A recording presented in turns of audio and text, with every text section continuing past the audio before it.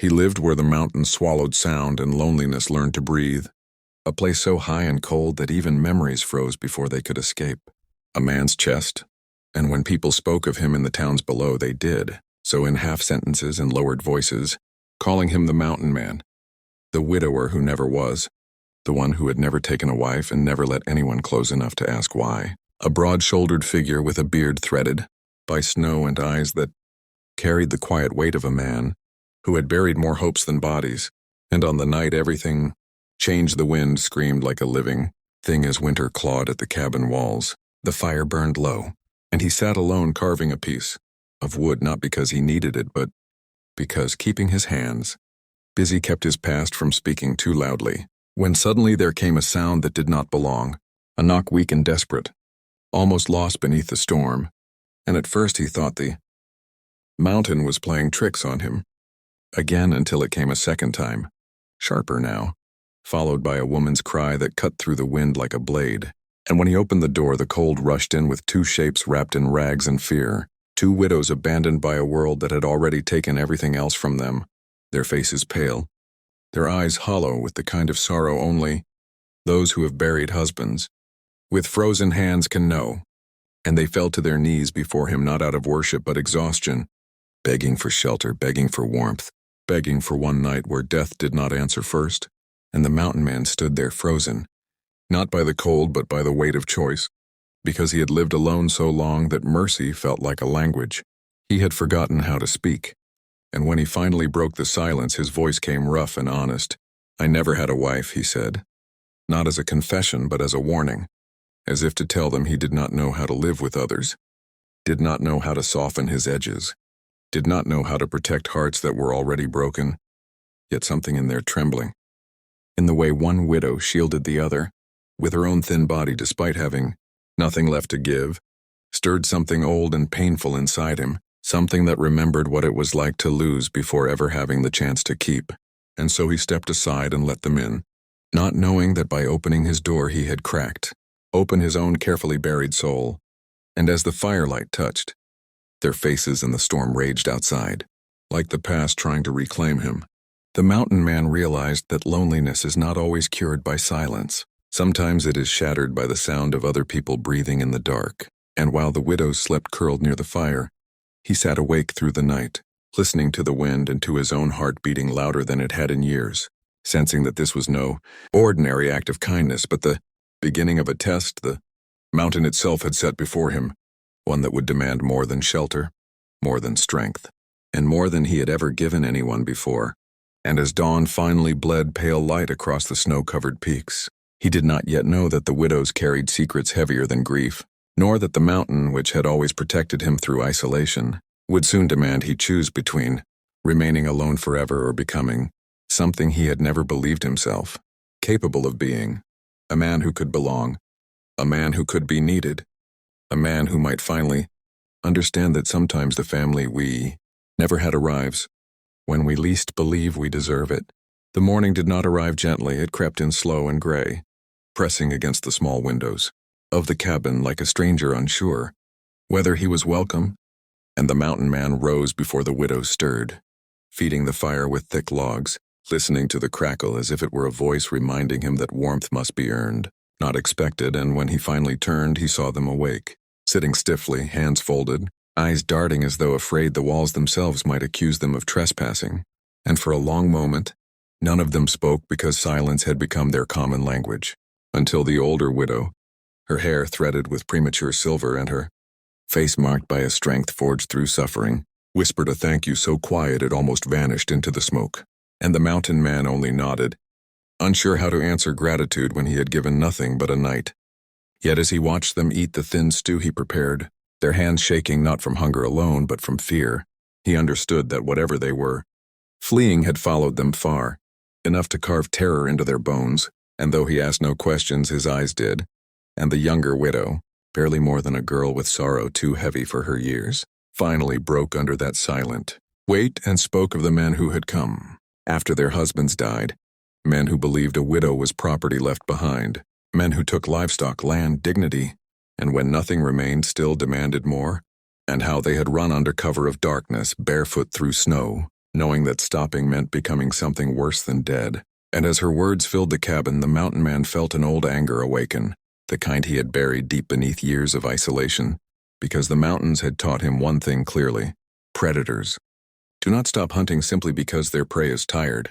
And as if summoned by that thought, distant voices echoed faintly through the valley below, carried by the wind, men calling out not with concern but with ownership. And in that moment, the widows knew they had not escaped, only delayed the inevitable.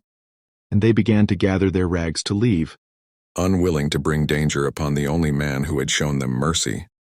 But the mountain man stepped between them and the door, his presence filling the small space like a wall of stone. And he said again, slower this time, heavier, "I never had a wife."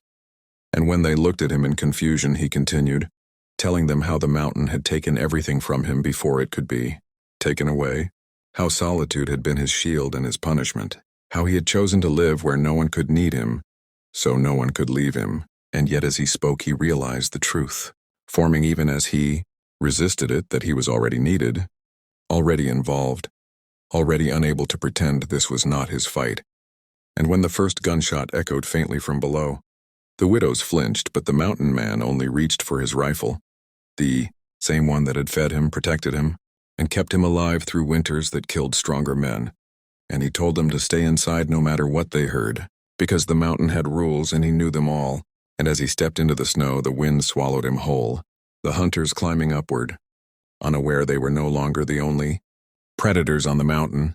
And what followed was not a battle of numbers, but of patience, of terrain, of a man who knew every ridge and shadow against men who believed. Strength alone gave them the right to take. And when the echoes finally faded and silence returned, it was heavier than before, because silence now carried consequence. And when the mountain man came back wounded but standing, blood dark against the snow, the widows understood that this place was no longer just a shelter but a boundary drawn in blood. And as they tended his wounds with trembling hands, he felt something unfamiliar tighten in his chest, not pain, not fear, but the terrifying realization that he wanted to survive not just for himself, but for the two women who had turned his lonely cabin into something dangerously close to a home. And as night fell again, the mountain listened, waiting because it knew this was only the beginning, and the choice the mountain man had made could not be undone. And if this story has you holding your breath, if you want to know what price will be paid for defiance, for protection, for unexpected family, then the mountain did not forgive easily. And it did not forget blood spilled upon its slopes. And as the night deepened around the cabin, the wind carried with it a sense of warning that settled into the mountain man's bones, a feeling born from years of surviving where mistakes were paid for in flesh. And though the widow slept in uneasy fragments, stirred by dreams of footsteps and shouting voices, he remained awake, sitting upright with his rifle across his knees, every shadow sharpened by the knowledge that men who hunted did not accept loss quietly. And when dawn finally crept over the peaks, it revealed tracks in the snow that did not belong to animals, proof that the mountain was no longer theirs alone. And when he followed them far enough to be sure, the truth settled heavy in his chest. The men below had not come for justice or explanation. They had come for ownership. And such men returned until stopped permanently. And as he made his way back, he understood that the widow's presence had changed the rules of his survival, because for the first time he was not guarding only himself but something fragile and irreplaceable. And when he told them what he had seen, the older widow did not cry. She straightened, her eyes steady with a resolve shaped by loss, and said she would not run again, not after someone had finally stood between her and cruelty. And the younger widow reached for the mountain man's hand without realizing it, gripping his calloused fingers as if anchoring herself to the only solid thing left in her world. And in that touch he felt the terrifying truth that loneliness had kept him alive, but connection would be what made him fight. And as the day wore on, they worked together in silence, reinforcing the cabin, preparing food, gathering what little they could, moving like a family formed not by blood but by necessity. And in those small acts something inside him shifted, because he had always believed family was something chosen by others, never by him, and yet here it was, forming despite his resistance. And when night returned, the mountain answered with violence, shots tearing through the quiet, men shouting, demanding the widows be handed over as if they were stolen goods. And the mountain man stepped outside alone, his voice carrying down the slope, calm and final, telling them to leave while they still could. And when laughter answered him, he felt no fear, only a cold clarity, because the mountain had taught him how to endure, how to wait, how to strike when survival demanded it. And when the confrontation ended, the snow was stained again, and the men who believed themselves hunters learned what it meant to trespass where a man had nothing left to lose. And when silence finally reclaimed the night, the widows emerged, shaken but alive, and the younger widow wept into his chest, her sobs breaking against him like waves against rock. And he did not push her away, did not retreat into himself, because in that moment he understood that strength was not found in isolation but in standing still while another person leaned on you. And as days passed and danger receded, the mountain began to soften, the cabin filling with sounds he had not heard in years. Quiet conversation, shared meals, laughter that felt tentative but real. And the mountain man found himself teaching them how to trap, how to read the weather, how to survive. And in return, they taught him how to speak again, how to listen, how to exist in a world that included other people. And one night as they sat by the fire, the older widow thanked him not for shelter but for dignity, for treating them not as burdens but as human beings. And he answered with the truth he had never spoken aloud, that he had lived his entire life believing he was unfit for family, unworthy of love. And yet the mountain had brought them to him anyway. And as the fire burned low and the wind whispered outside, the story paused at a fragile moment of peace, because the mountain had not yet decided whether it would allow this family to remain. And if you feel the weight of this journey, if you want to know whether love born from survival can endure, when peace finally arrives, then subscribe to the channel now, because part 4 will reveal the final choice that will define whether this mountain man remains alone or becomes something he never believed he could be.